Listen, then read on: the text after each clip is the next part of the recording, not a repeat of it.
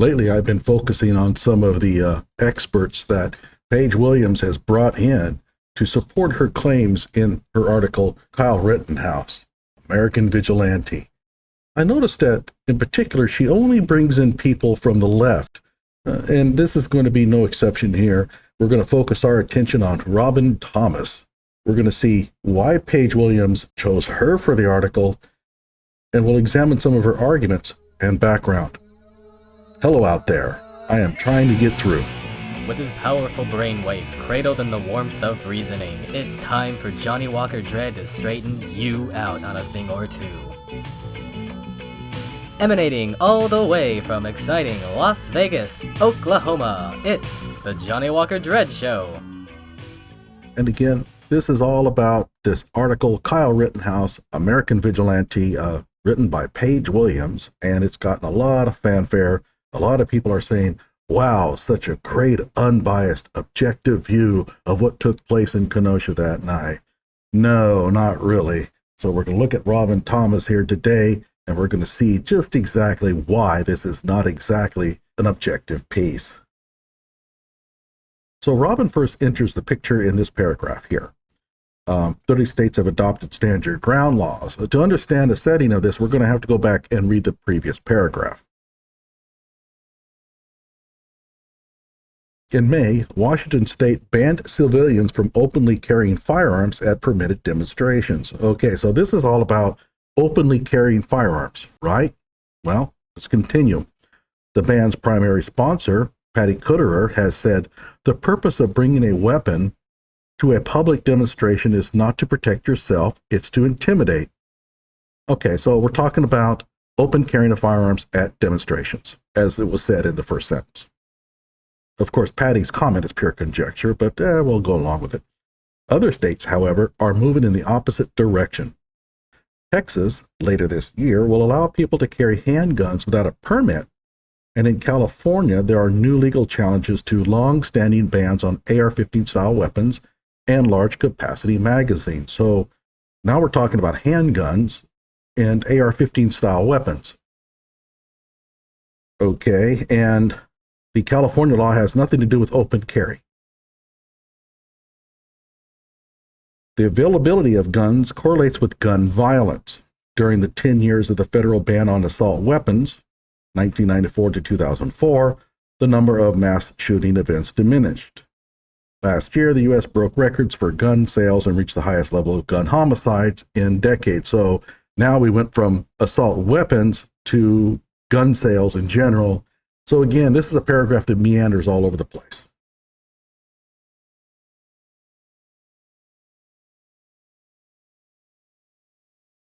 So that's the setting. Now we're going to talk about what? 30 states have adopted stand your ground laws. So now we're going to move into the area of self-defense with those guns. 30 states have adopted stand your ground laws, further institutionalizing civilian use of lethal force. Okay, we'll go along with that. Robyn Thomas, the Giffords Law Center's executive director, told me that such laws urgently needed to be repealed because, among other things, they distort the notion of civic responsibility. A couple of things. First of all, Robyn Thomas told her, so this is a direct interview. Unlike the Joan Donovan thing where she just pulled some quotes off the internet, she actually contacted Robyn Thomas for this article. And the other thing is that she's talking about self-defense laws here. This is not about gun control. This is self-defense. Is Robyn Thomas a self-defense expert? Would I have called Robyn Thomas for her views on self-defense laws? Well, we'll see. You have this misconception of a hero with a gun being the answer to public safety when it's exactly the opposite. So that raises the question, is stand your ground really about these heroes? Is that the purpose of stand your ground? Well, if stand your ground is all about maybe giving people extra citizens arrest freedoms, yeah. But is it? We'll see in a moment. Armed civilians assume that they are doing good, partly because the system propagates that mythology by passing laws that allow for it. All right, let's take a look at Florida. Florida's stand your ground has come into a lot of discussion lately, especially about the whole George Zimmerman thing. And let's take a look at this. You know, there was also another case where a man was pushed to the ground. He shot the person. He was actually convicted I think of murder or manslaughter for that. Okay, so here is a webpage by Hussein and Weber. This is a legal webpage put out by a law firm on Stand Your Ground. And this is about Florida. And so it says here, in a highly publicized move, the Florida legislature enacted in 2005 what has been popularly known as the Stand Your Ground law. This law, as outlined in sections 776.012 and 776.013, Florida statutes, expands the scope of a self-defense claim traditionally available in a criminal case by 1, eliminating the general duty to retreat imposed at common law, presuming legal justification for the use of force in a person's dwelling, residence, or vehicle, offering immunity from prosecution for individuals who resort to force within the parameters of the statute. It goes on. In its simplest form, the statute provides that a person is justified in the use of deadly force and has no duty to retreat if either, now we're going to talk about citizens' arrest, people going in and affecting the law and all that. Let's see. The person reasonably believes that such force is necessary to prevent imminent death or great bodily harm to himself or herself or another, or to prevent the imminent commission of a forcible felony, or the person acts under and according to the circumstances set forth in section 776.013 that has to do with the dwelling, home residence, presuming a reasonable belief as to the necessity of force in the context of dwellings, residences, or vehicles. Now, this is a private web page. Maybe it's wrong. Well, that's why you go to the actual statutes themselves. I read it. This is pretty accurate. There's nothing in here about giving people extra responsibilities or extra protections or freedoms to go in and do citizens arrest, doing those kind of heroic things that people do. And so the Stand Your Ground law has no real bearing on this at all whatsoever. I don't agree with Robyn Thomas. I don't see a connection here between the Stand Your Ground laws and anything having to do with Kyle Rittenhouse. Keep in mind, this is about Kyle Rittenhouse. He didn't stand his ground. He ran from his attackers in all instances. Even the prosecution admits that. So what does Stand Your Ground have to do with it at all with the Kenosha shootings? And the reason why I think that she put this in here is Stand Your Ground is a little bit of a dog whistle for the left. When they hear Stand Your Ground, they go, oh, Stand Your Ground. That gives like protections for people when they're out carrying guns, and we want to get rid of those kind of protections. And so she's writing for her audience here. And getting somebody to come in and blast Stand Your Ground is going to make her audience go, that little smug, like, yeah, good old Paige Williams, she's on our side, she understands. Okay, so let's go to the next instance where Robyn Thomas's name comes up. Many people in Wisconsin expect the jury to determine that the DA overreached when he imposed the charge of intentional homicide. Yet Rittenhouse could still go to prison if jurors hold him accountable for the deaths.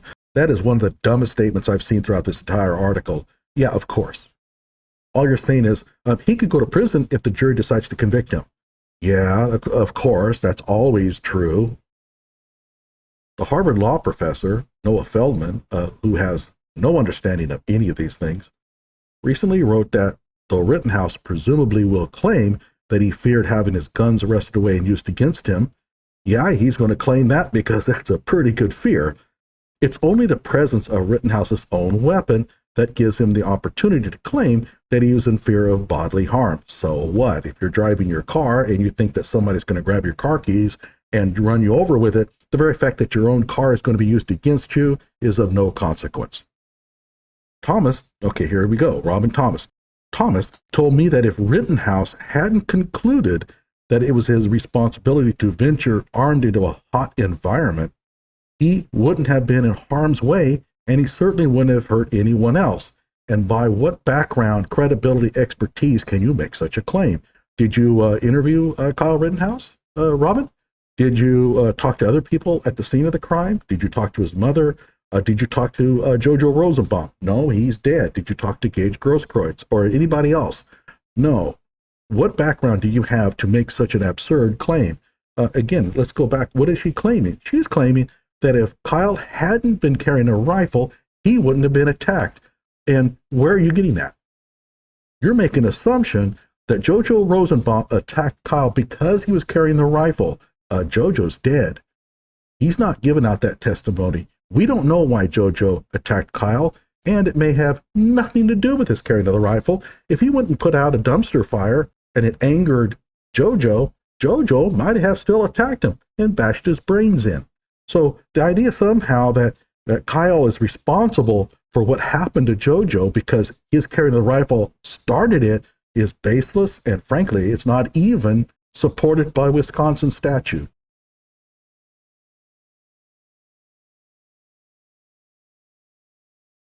And so finally, she interviewed Thomas again and asked her about this whole thing about guns and stability of democracy. And here's what she said. Thomas sees the case as a bellwether, putting guns at the forefront of the stability of our democracy. Protecting citizen safety is a primary function of our government, she said. Yeah, it's also a primary function of an individual citizen. One of my primary functions is to protect my family. And guess what? I don't simply say, well, I'll let the government do that. Also, myself, I would suggest that more than government, my primary function is to protect myself. And keep in mind, the government doesn't have to protect you. If you call the cops because your life is in danger, they don't have to come. The Supreme Court has already ruled on that. No duty to protect.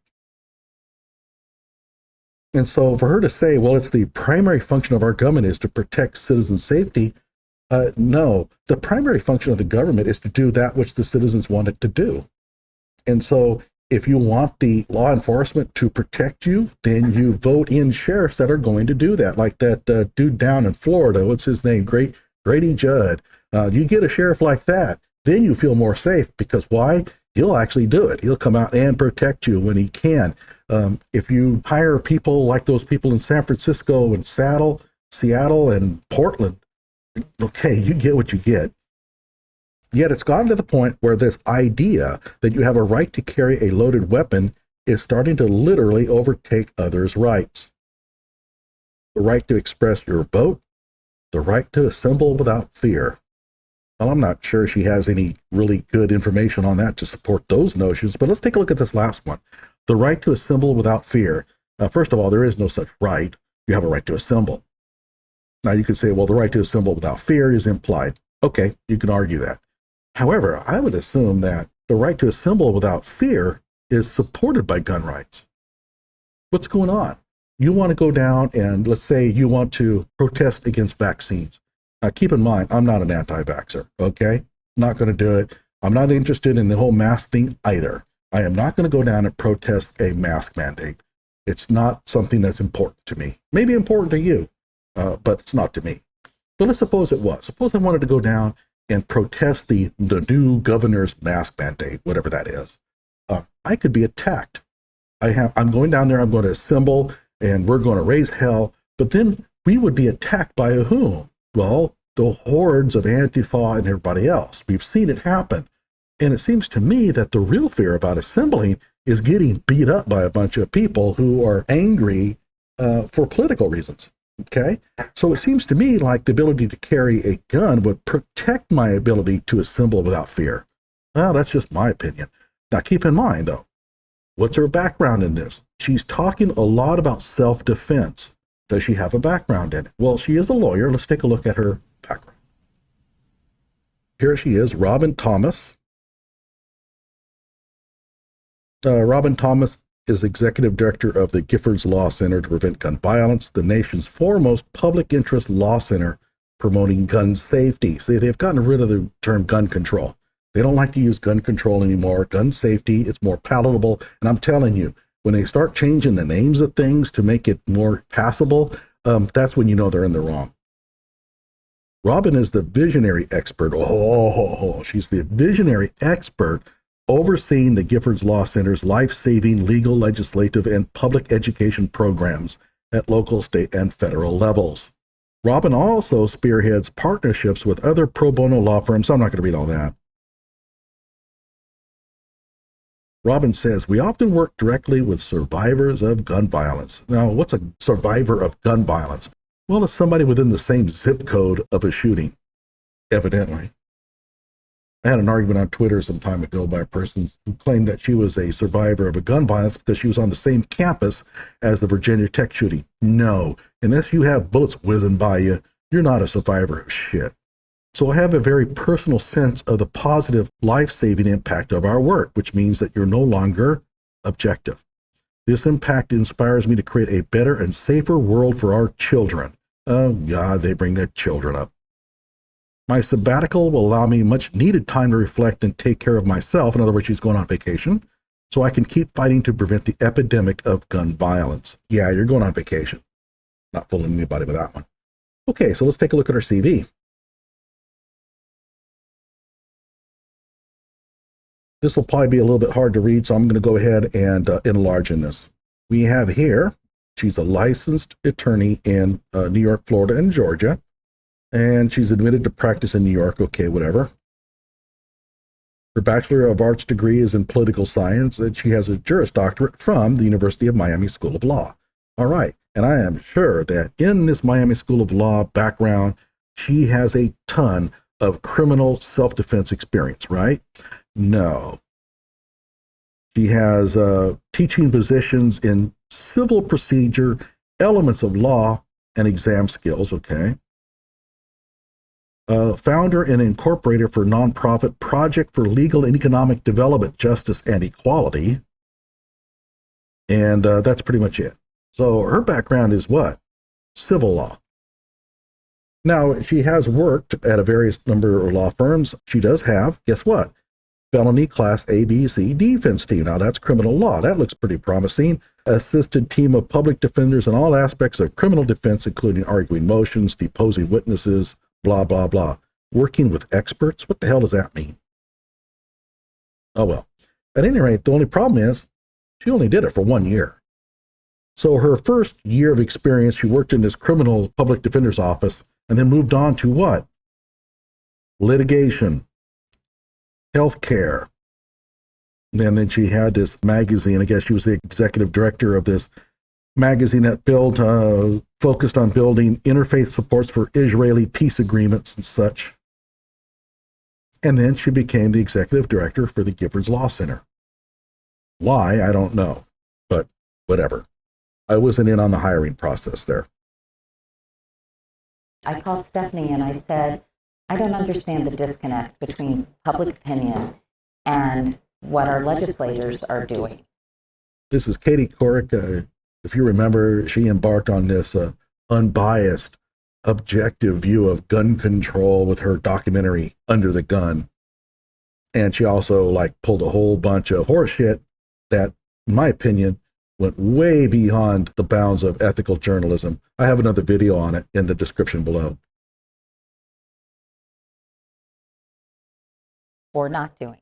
Do you think we could take a look at the issue of guns in America and gun violence? One of the complexities of the NRA is that most gun owners don't want criminals and domestic violence abusers and people who are dangerously mentally ill to have guns. Well, that's true. The question is, though, are the laws that you're imposing going to be fair to gun owners to affect those kind of results? And frankly, when we talk about universal background checks and you look into the details of it, the support for it dwindles. And the reason is very simple.